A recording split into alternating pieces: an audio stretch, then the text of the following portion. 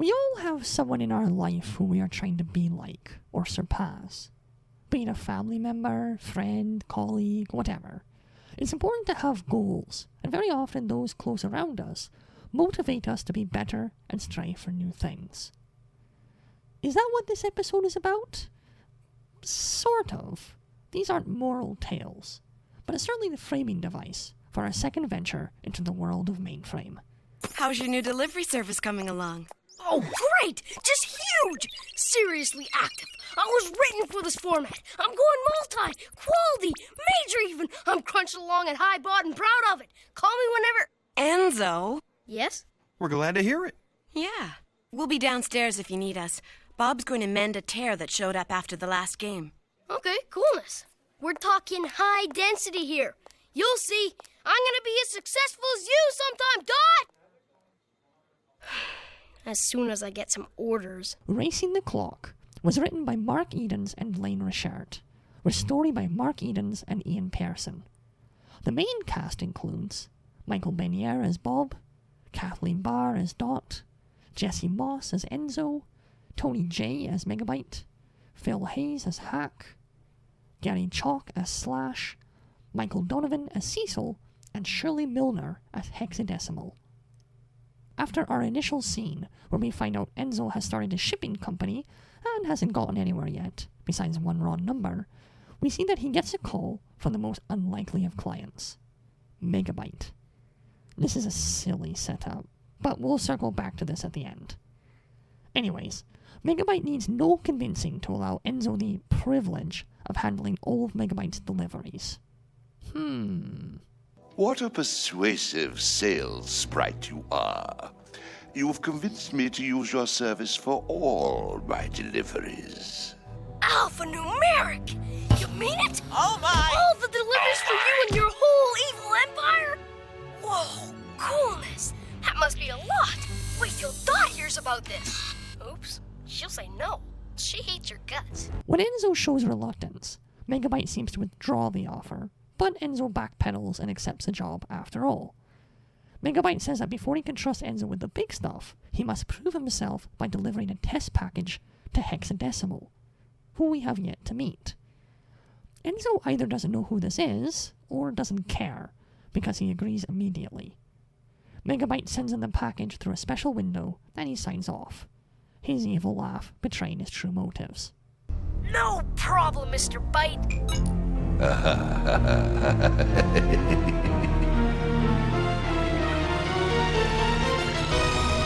It seems some kind of creature has observed Megabyte's ploy, but more on that in a moment.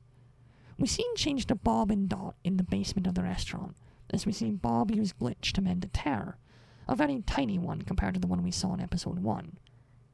This is a nice touch of world building, as it is established here both that Bob regularly deals with maintenance issues, and how in trouble Mainframe would be without him. As that is patched up, Enzo runs in, clearly over the moon, and announces to Bob and Dot that he has gotten his first order. Congratulations! Well, gotta zip. I wouldn't want to be late to Hexadecimals on my first delivery. Okay, be careful out there. Hexadecimal?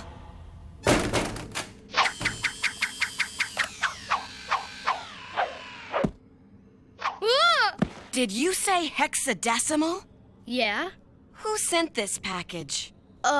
It was, some guy named, Jean-Luc. Yeah, that's it. Why would anyone send a package to Hex? What's in it? A bomb? I don't know. It's a surprise. A bomb. Bob uses Glitch to X-ray scan the package, and finds a mask with a clock in it. Enzo tries to take off again, but Dot tells him that Hexadecimal's island is way too dangerous. Enzo is downtrodden, but Dot tells him to lift his head and keep on trucking, while she tells Bob to deliver the package instead. At no time is the idea considered that maybe they should just not deliver it. Oh well.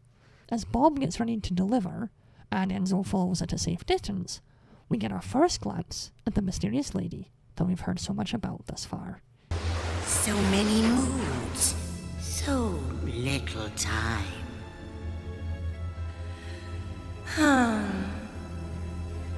Skazi, dare you interrupt me when I'm putting on my face? I shouldn't have done that. I was glad to see him.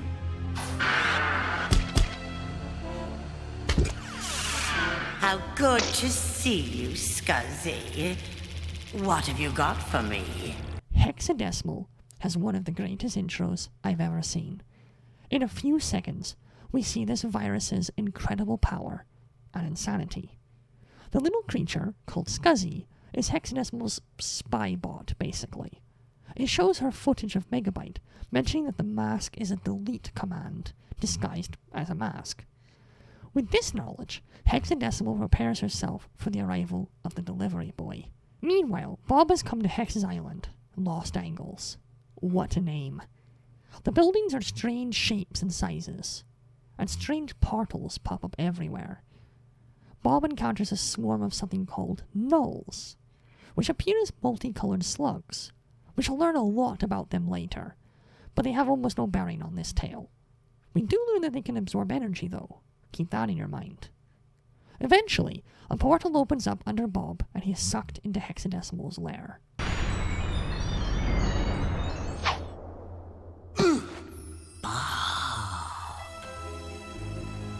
Hexadecimal.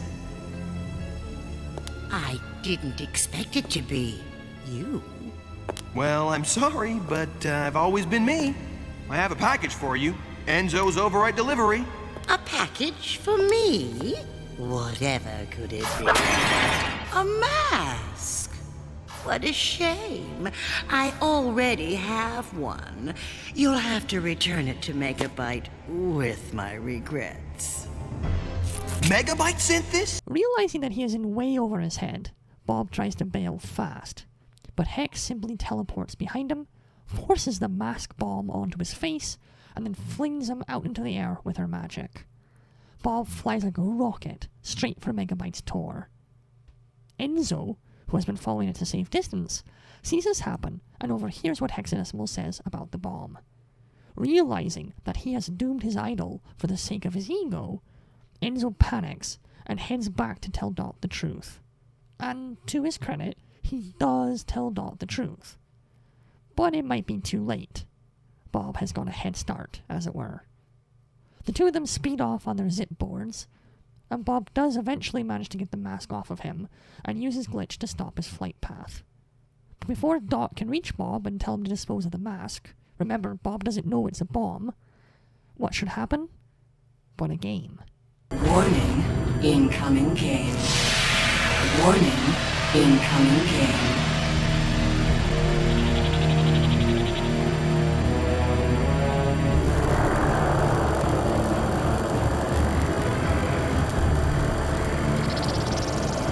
He's steering towards the game! He would. Warning, incoming game. Warning, incoming game. Without hesitation, Bob heads straight for the game, and Dot and Enzo follow him in. The game turns out to be Formula 1 racing, and Bob and several other binomes were in the sector reboot and get, along with their racing suits, some sweet race cars. The user's car appears on the track with them, and the race begins. Now, this portion of the episode, which takes most of what is left of the runtime, is extremely satisfying. It's very clear what the game is about, the stakes are obvious and pretty high, what with the bomb and all, and it's just beautifully done. It's tense, high-paced, and has a nice mix of action and humor. It also really serves to show Bob's veteran skills.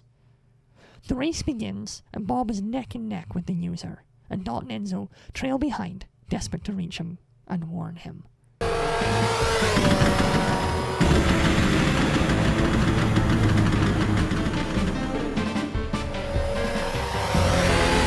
Minefield! Swallow!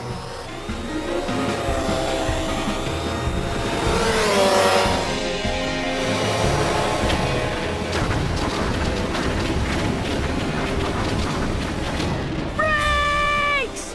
No time! We'll take the high road. No way, Dot! It's all in the reflexes.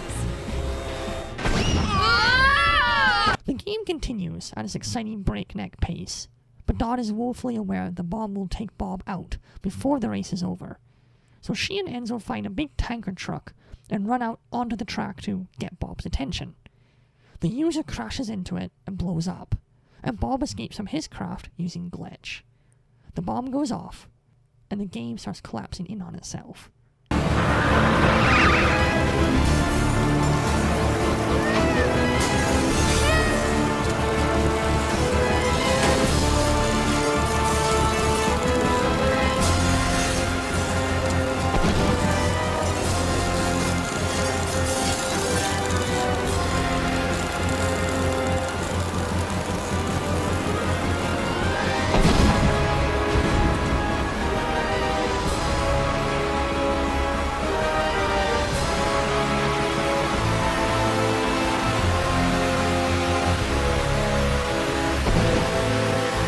Apologies are said by Enzo, and the trio return to the diner. A vid window pops up in front of Enzo, and Megabyte, in the dumbest scene in the episode, tells him that he's fired, and that he's got Hack and Slash deliver his packages from here on out. Cue the two schmucks returning carrying a huge bomb, saying Hex sent it back. The bomb blows up in their faces, and Megabyte scolds them. Okay, whatever. Silly gag ending aside, this is a great episode. It just screams fun. The dialogue is fantastic, the comedy is perfectly paced and legitimately funny, yes, even the last gag. And of course, we are introduced to Hexadecimal, who is an unforgettable character. And like I said, the game sequence is fun, well-paced, and a great third act. Many first season episodes would follow the general format of this tale, to mostly good effect. Now that I've told you why you should see this, let's talk about the episode's glaring flaw, its starting premise. Enzo's delivery service is silly, but I can get over that. But the idea that he would deliver for Megabyte, for the sake of trying to compete with Dot? Really hard to swallow. And I guess at this point, Megabyte is just kind of there? Like he hasn't done anything horrible, but still, he's obviously evil and can't be trusted. It's a really hokey premise, even for a kid's show. But everything that follows is so solid, I still think this episode is well worth it. It's just not as good as it could be. It's like a racer who falls on his arse right at the beginning of the race, but then goes on to win the race anyways. If you can just swallow the cheesiness this series is throwing, then you'll leave with a smile. It gets a 2 out of 3 from me.